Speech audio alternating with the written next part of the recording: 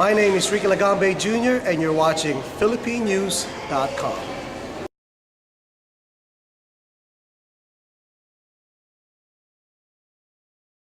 Had a chance to look at it. I had a chance to look at it. And what's interesting is, and a lot of people don't think about this, you know, there are so many different avenues in the automobile industry to get involved in. And for you, I don't even think automobile design was on your radar when you were growing up in Seoul. What exactly was it that attracted you to General Motors initially? Hi, thank you for the question. And then I really appreciate the opportunity to join this team and explain my job on Cadillac Conversations. Actually, I went to engineering school in Korea, and then at that time, I attended the student club for building rear car. So taking the motorcycle engine, we build a rear car. It's not a fancy car, it's a small vehicle, and then we build up the rear track car. And then there is a competition in Korea, so we compete with other college students. Yeah, they also have same student club over there, so they build their car over there, and then we compete each other. And then at that time, we have a chance to meet the design student who study automobile design. And then it was my first time to see, you know, what automobile design is. And then seeing what they are doing over there is so amazing to me, and it's so fresh to me, and I'm so wondering what it is. So that chance encounter made me to find out more. And then I came, after I graduated engineering school, and I came to US to study design. Here I am. Here you are. Yes, and then when I studied the engineering, I thought the engineering is the most difficult thing in the world. But since I studied design, I totally changed my mind. You know, designing is much difficult than engineering, you know, because engineering is pretty much logical. But designing, you have to be creative, and you have to, you know, find the innovative things and new things. So it was so hard, but I'm so enjoying it. And then, yeah, that's why I'm here. So talk to us about the process that you and your team go through, you know, when you're picking colors. Like, how do you pick colors for vehicles? And talk to us about those other things, those small things, but that really make up what it means to be a Cadillac. Talk to us about how your team handles that process. Basically, just quick process of the design vehicle. In the beginning, exterior and the interior studio, they start to sketching the form, and at the same time, we are creating kind of inspiration board. We are looking for what customer is. We are looking for what they need for this type of vehicle, and then we make lots of lifestyle board, and then we make lots of inspiration board. And then once you done those kind of inspiration board, you can see kind of the similarity color. And then you can find out of the materials they are looking for and that they are using in their house and in their workplace, and then the place where they go. Yeah, you can kind of find out the common materials and the common colors. So we are narrowing down those colors and the materials, and then we try to apply our vehicle. That's kind of quick process for the client team. So while we are doing that, we always work very closely to the studio engineers. So we show them our drawing. Hey, what do you think about this design? Do you think that this makes sense for engineering wise? And then they just gave us lots of feedback. And then as a client team designer, we work very closely to the material engineers, because we always find the new materials and innovative materials, but we are not sure this is right material to apply the automobile design. So we always work closely to the material engineers, and then so color-wise, we are color experts. So we are finding, okay, this color may be perfect for the fashion industry, but we are not sure for the auto industry. So we just kind of adjust a little bit to fit our auto industry as well. How long does it take to bring a color to life on a vehicle? Like, I love my nail polish color, or I love that couch back there. And if I was a designer, I'd go, I want to create a Cadillac in that color. How long does it take to go from, I have this idea about a new color for a vehicle, whether it's interior or exterior, to it actually coming to life? Usually for the interior color-wise, it takes 3 years. Because like a fashion, like your nail color, or if some of the outfit color, it changes so fast. So we got inspiration from them, but we don't take a lot. So we just kind of adjust to fit the automobile industry. So choosing the color maybe take us 3 years to apply the vehicle. But exterior wise, we change every year. So we have kind of core palette, like black, beige, and gray, like those color family. It does not change it, but we have kind of expressive color to go with cool color. Those expressive color we change every year. So every time we look at the trend and we look at what's going on in the world, at that time we look at the nail colors, what color people are looking for. So inspired from there, we change those color palette every year for exterior. But interior wise, we spend kind of 3 years to fit to the automobile design. Lots of thought goes into that. So, Lynn, you and I were riding in the car over from the airport together yesterday and just talking about both of our careers at GM. And again, I think your career is a great example of there's so many different things you can do. You might start out in one place, but you can have 4 or 5 different careers, quite honestly, within the same company. Talk to us about the professional journey that you've had at GM. Sure. First of all, very happy, thrilled to have the opportunity to be here with all of you guys representing Cadillac. Also, it's always fun to talk about myself, right? Who doesn't like to talk about themselves? I actually came to this country to pursue my MBA, and then I had the opportunity to do a summer internship with General Motors. I did product research for 4 months during the summer between my 2 years of business school. I really loved my experience back then. I loved the research job I did. I loved the group. I loved the culture. So, when I got the full-time job offer, I'm like, yay, I want to go back to product research. I've been with GM for 15 years now, and I have to say it has been an incredible journey. I started with product research because that's got me really interested into GM and the whole car designing process. And for the 18 months I spent in research, I really learned, because my focus back then was on the product research, I really learned the whole product development process, because my team is very involved in all phases of the car development process, gather consumer input, make sure whatever we design or produce meet the target consumers' wants and needs. And then after that, I moved on to long-term forecasting. Basically, that job is I forecast the sales volume 5 years out for utility segment. That was a very interesting experience for me as well. I think I learned most from that job is, as a forecaster, we're not very popular because we constantly have to defend our why.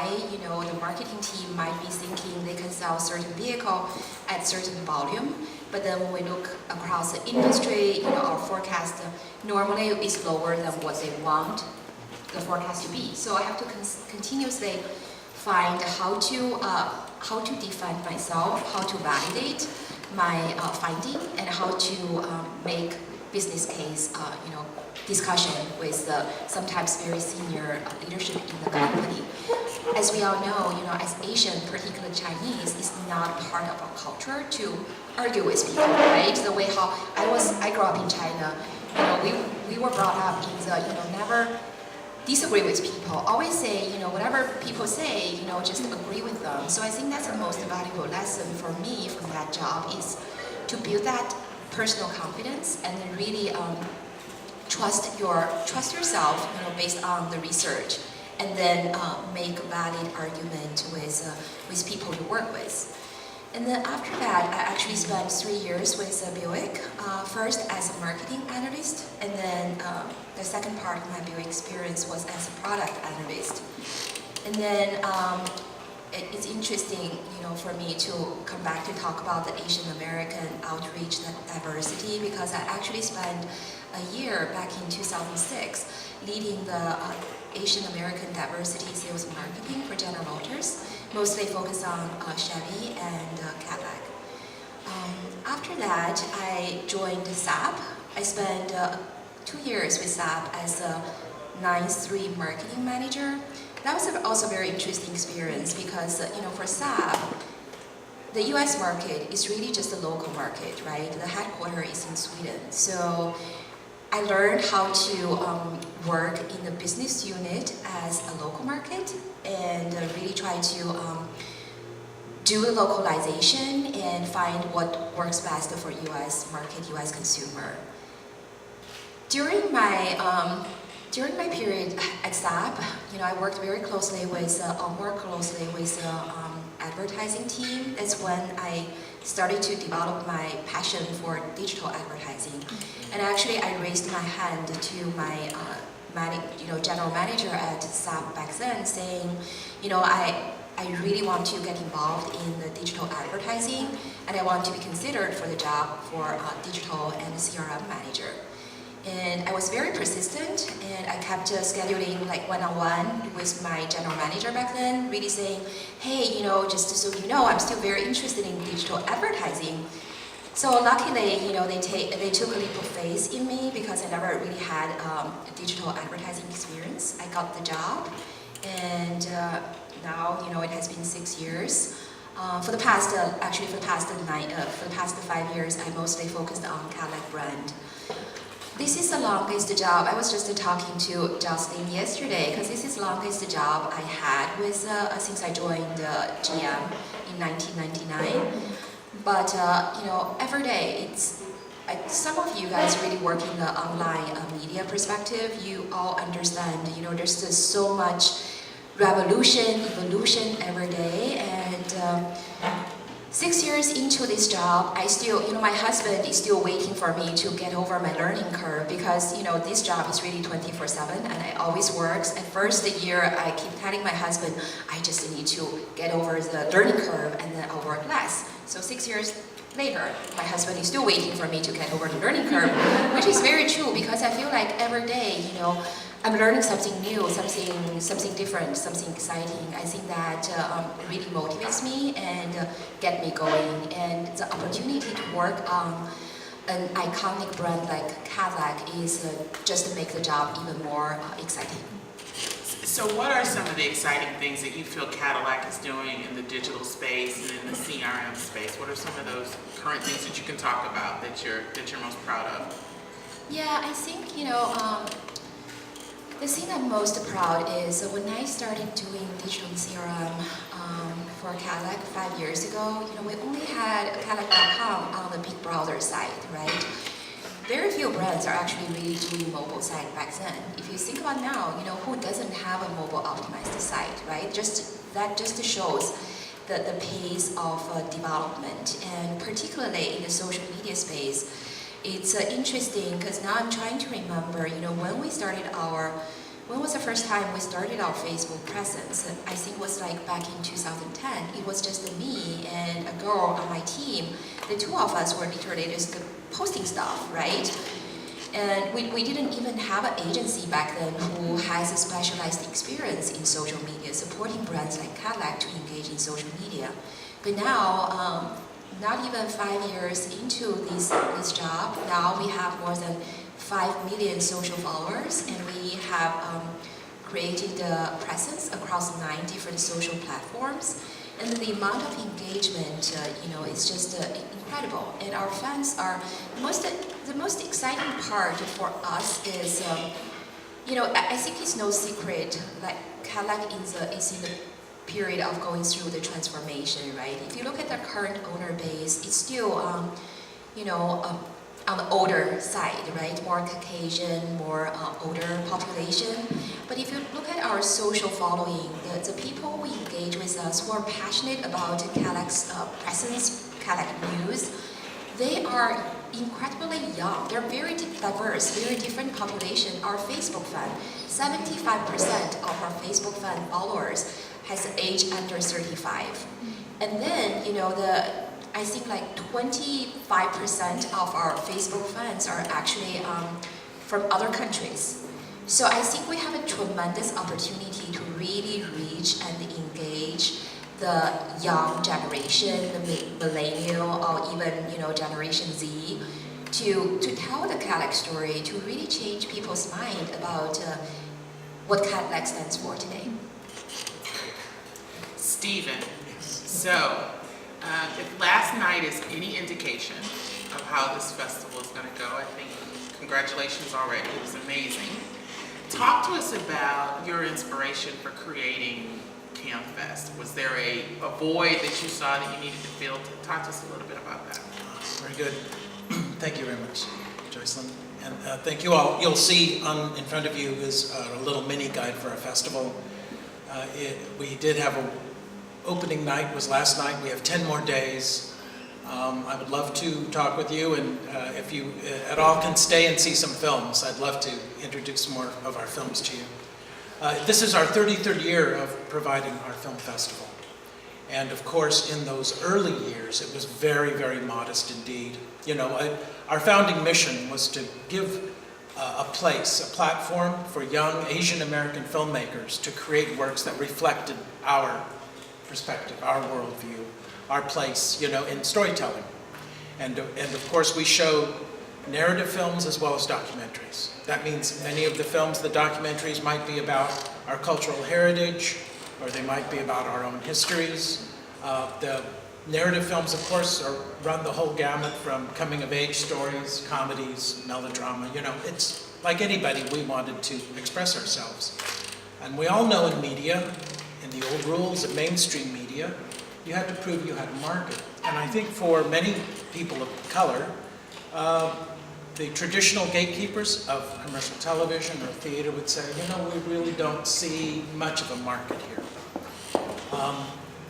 I'll just say back then, you had a lot of young people just believing, well, we're going to have to create our own space. So that's where we were then. I want to jump ahead, though, and do the interpretation. We changed the name of this festival just 3 years ago. So we used to be the San Francisco International Asian American Film Festival. It was a long title. But we positioned ourselves as a niche film festival, and we became successful. There were enough producers, Asian American producers, creating work, and it was all good. But something has happened, and it's one of the themes I think we've been talking about, the rise of digital media. We're in a new digital space. In terms of media consumption, theatrical film distribution is under assault in a way. And as we know in our own lives, since we have thousands of choices at any time, with any media we want to watch on multiple devices, right? On our computers, on our little handheld devices, tablets, even on our phones now.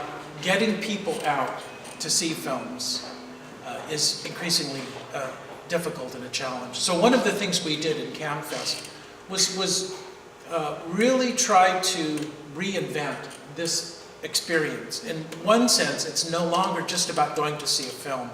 It really, we're trying to make this experience, and I think this is a conversation we can both share about this, understanding what the person's level of engagement.